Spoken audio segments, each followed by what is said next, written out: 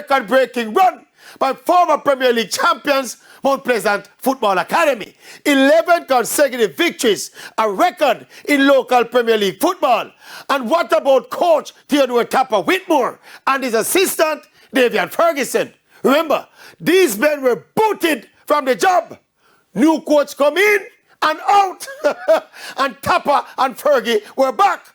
And we have to single out the coaches because the big pool of top quality players were always at Mount Pleasant. So the initial departure must have shaken up Tapper and Fergie, who returned with a new attitude and a new philosophy, with Mount Pleasant no longer playing like inferior underdogs, but like the superior team they are, more positive, attacking, front foot football.